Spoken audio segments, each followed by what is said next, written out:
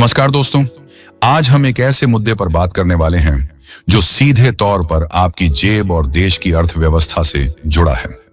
क्या होगा अगर डोनाल्ड ट्रंप भारत से आने वाले सामानों पर 50% का भारी भरकम टैरिफ लगा दें? इसका असर किस सेक्टर पर पड़ेगा और क्या हमारी इकोनॉमी को झटका लगेगा?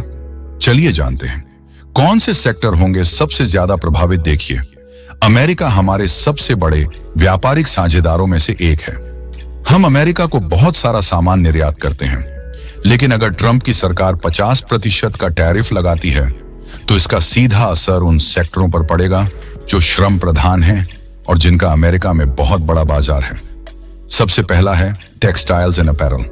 हम अमेरिका को टी शर्ट, शर्ट, जीन्स जैसी चीजें बहुत ज्यादा भेजते हैं।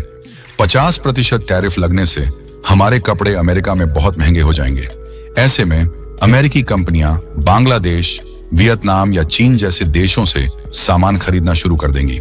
सोचिए, इसका सीधा असर लाखों लोगों की नौकरी पर पड़ेगा। दूसरा बड़ा सेक्टर है जेम्स एंड ज्वेलरी। हीरा तराशने का काम भारत में बहुत बड़े पैमाने पर होता है।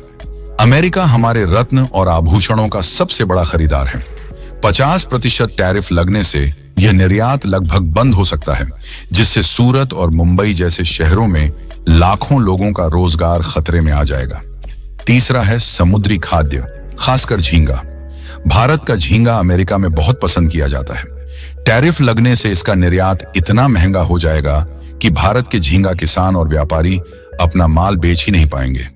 आंध्र प्रदेश जैसे राज्यों में झींगा उद्योग को भारी नुकसान होगा। इसी तरह चमड़ा और जूते, कालीन और फर्नीचर जैसे उद्योग भी इस टैरिफ की मार झेलेंगे। इन सभी सेक्टर्स में लाखों लोग काम करते हैं और यह टैरिफ उनकी जिंदगी पर सीधा असर डालेगा। लेकिन क्या सब कुछ बुरा ही होगा? कुछ सेक्टर ऐसे भी हैं जिन पर इस टैरिफ का असर शायद न पड़े। फार्मास्यूटिकल्स यानी दवाइयों का सेक्टर इस टैरिफ से बाहर रह सकता है, क्योंकि अमेरिकी कंपनियों को भारतीय जेनरिक दवाइयों की जरूरत है।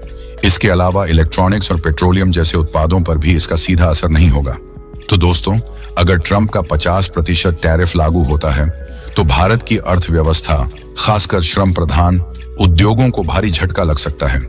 इससे निर्यात में कमी आएगी और रोजगार के अवसर भी घट सकते हैं। हालांकि यह सब सिर्फ एक संभावित स्थिति है।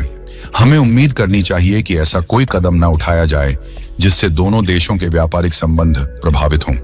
आपको यह जानकारी कैसी लगी, हमें कमेंट करके जरूर बताएं। मिलते हैं अगले वीडियो में। जय हिंद।